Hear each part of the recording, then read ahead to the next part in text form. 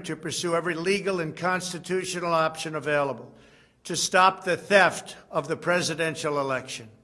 As president, one of my most solemn duties is to protect the integrity of your sacred right to vote. This year, using the virus as a pretext, Democrat officials in the key swing states illegally violated their own state laws in order to enable, encourage, and facilitate fraud on a scale never before seen in the history of our country. The truth is, we won the election by a landslide. We won it big. Today, I'm going to give you the facts that every American needs to know. Let's go back to the night of the election. By midnight, we had a commanding lead in the swing states. We won Florida by a record number of votes. We won Ohio by a record number of votes. And likewise, we won Iowa by 8.2%, far different than the false narrative portrayed in the media.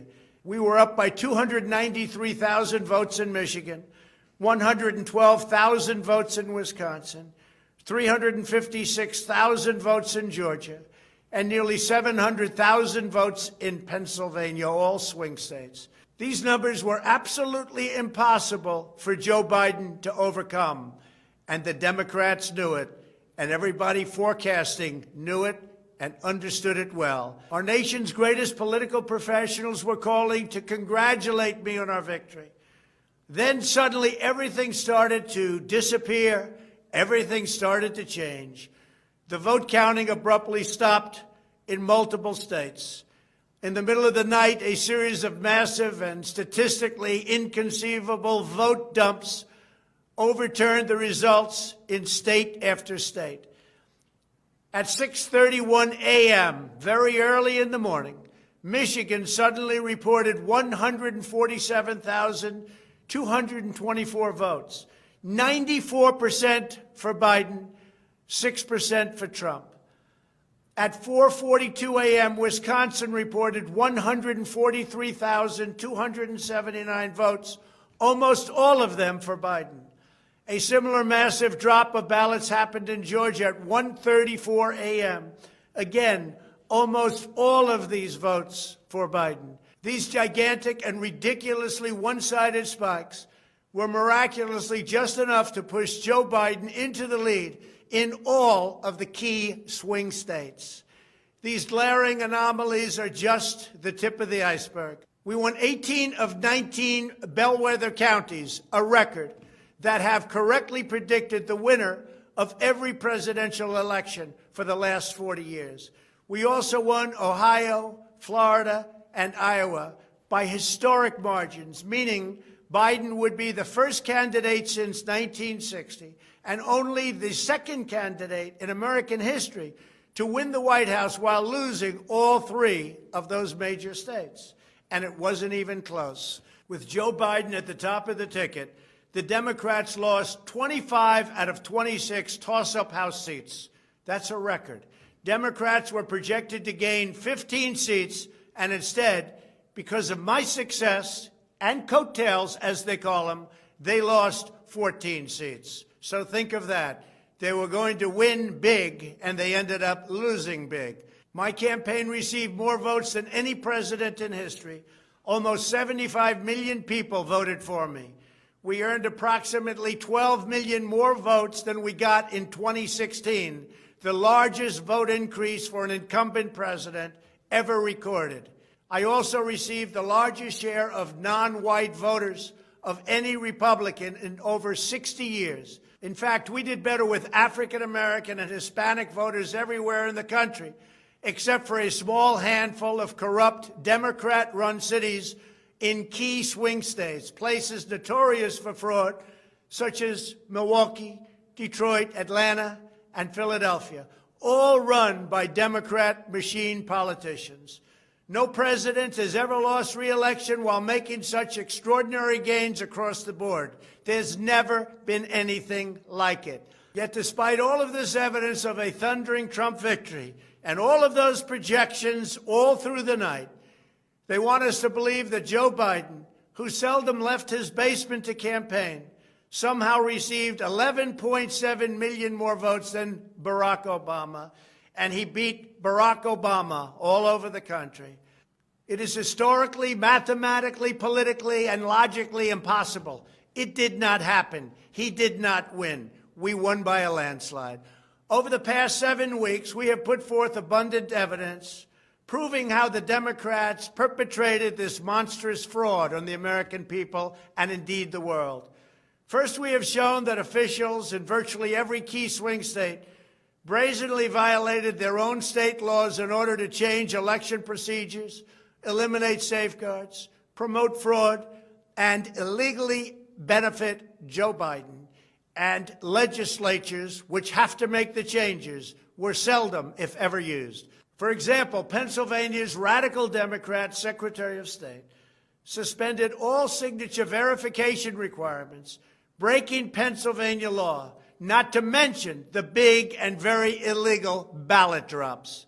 In Michigan, the Secretary of State, a Democrat, illegally flooded the state with absentee ballot applications, even though Michigan law strictly limits the distribution of absentee ballots. In Wisconsin, the major Democrat cities deployed over 500 unmanned, unsecured ballot drop boxes that were blatantly illegal, paving the way for unlawful ballot harvesting and tremendous fraud. In Georgia, the Secretary of State began illegally processing ballots weeks before Election Day and also destroyed the signature verification systems in violation of the law. Many other horrible things were done in Georgia. These actions alone were more than enough to rig the election results for Democrats. Second, the absentee ballot rejection rates prove that hundreds of thousands of illegitimate ballots were counted in the key states. This was sufficient to change the election results all on its own. In 2016, 6.4% of mail-in ballots were rejected in Georgia. This year, fewer than a tiny percentage of 1% were rejected. So you went all the way down, a difference of more than 30 times. The same phenomenon occurred in Pennsylvania and other states. They were accepting all of these ballots, many of which were absolutely illegal. In a year in which the number of mail-in ballots was the highest ever, the rejection rate was magically the lowest ever, and it wasn't even close. The only possible explanation is that tens of thousands of ballots were unlawfully processed and counted. Most Americans would be shocked to learn that in no swing state is there any meaningful attempt to verify citizenship, residency, identity, or eligibility for mail-in ballots. The potential for illegal activity is unlimited, and that's what we just experienced. Third, hundreds and hundreds of witnesses have come forward to testify under penalty of perjury about the cheating and fraud they saw with their own eyes. Witnesses have sworn that they saw poll workers illegally backdating thousands of ballots, counting batches of the same ballots many times, and unloading boxes and boxes of ballots, all bearing the same signature and all for Joe Biden.